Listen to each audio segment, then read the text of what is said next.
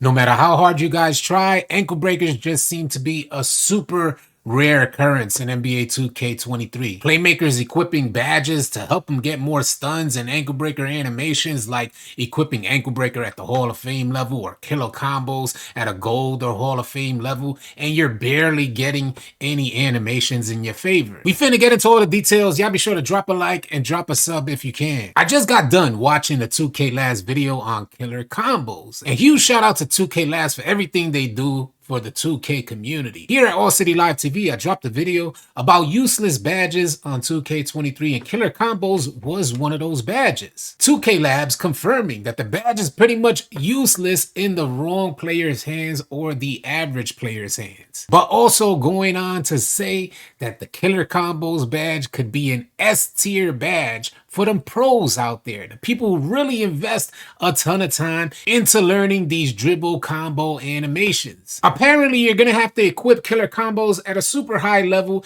and you're gonna have to hope that the lockdown on you or the defender that's guarding you does not have ankle braces on. Because the ankle braces badge pretty much negates all ankle breaker animations and pretty much negates all stun animations. And considering the idea that a good majority of teams out there run with a primary on-ball defender, something like a lockdown build, that build will more than likely have the ankle braces badge equipped. If you're one of the GOATs or the pro type of players who have the killer combos badge equipped and you've been making good use of this badge, please let me know your thoughts about it in the comment section below. A lot of players in the 2K community are Confucius about the killer combos badge because they think that you're going to be able to chain your combo dribble animations a lot faster than running without the badge. 2K Last found out that's not the case. But what the killer combos badge will do, considering the idea that the defender does not have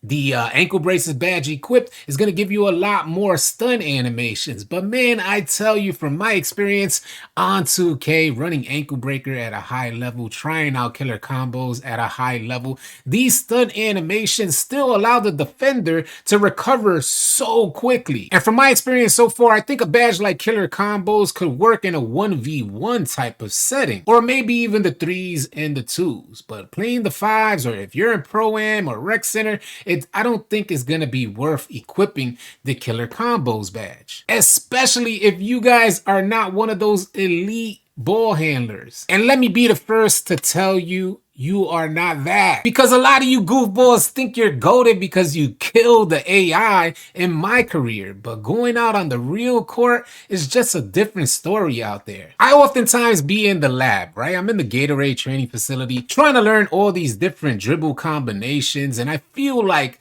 just elite in the Gatorade training facility. I'm like, man, I'm about to kill. I start calling everybody from our Discord community, getting people together so I can get out there on the court and try and put these dribble combinations that I just feel like I mastered in the training facility. But going out there on the court with a body in front of you, trying to combo in front of them and them getting them bump and clamp animations completely mess up my timing. I'm unable to commit to these multiple dribble combinations that I just thought I mastered in the Gatorade training facility. That's just my personal reality. I'm not saying is yours, but from my experience and watching you guys play out there, I'm sure a lot of you are experiencing the same thing. Since playing 2K23, I have yet to come across, and we're talking about in a 5s setting, because that's pretty much what I play on 2K23, a 5 setting, whether it's the Rec Center or Pro-Am. In a 5 setting, I have yet to come across a point guard that just breaks down multiple defenders solely off of their dribble animations. And I ain't gonna front, I kind of miss seeing the breakdown. I kind of miss the excitement of the defense trying to contain like that one point guard that in previous versions of 2K used to just kill everybody. In 2K23, as far as being a defender or on-ball defender, it's pretty easy to contain, especially in a 5 setting. The 3s, you got more space. The 2s, you got a lot more space. And in the 1s,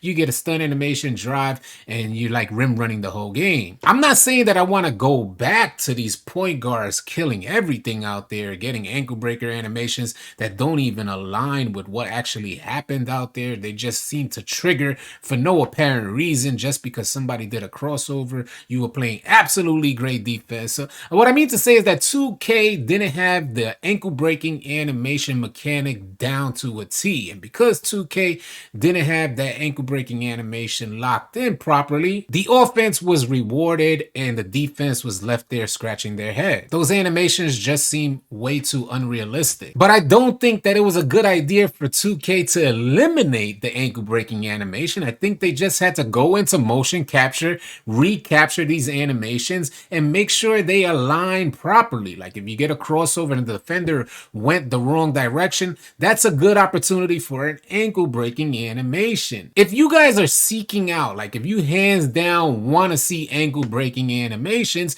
you're gonna have to put on the ankle breaking shots takeover. And even then, the animations are just so limited. But there's nothing I despise more in my 2K experience is when one person, like the opposing player, triggers an animation. 2K forces me into that animation. Y'all sound off in the comment section if you know what I'm referring to, because it is just the worst feeling like you just lost control. You're thinking, 2K, I didn't even do that. Why are you pulling me into that animation? These are problems that have plagued 2K for the longest time. Hopefully 2K could get back to the lab. I don't know if they have enough time in their annual cycle. Do you guys think they have enough time in their annual cycle to make this happen? Because I know a lot of you viewers out there have said, well, maybe 2K should release every other year. And I don't think that's the case. I think too much money and not enough competition is eliminating the idea of 2K getting back to the drawing board and making sure these things are more realistic. Every year there used to be a motion capture session. And we're not just talking about the My Career storyline motion capture sessions. We're talking about actual like dunk animations, dunking on somebody, dribbling. We used to get these sessions. 2K used to showcase the improvements that they have made. But I don't know if you've noticed, 2K23 barely had any motion capture sessions. Does that mean that 2K basically just recycled and dumbed down these animations? Does that mean that 2K just limited offense to make defense look better?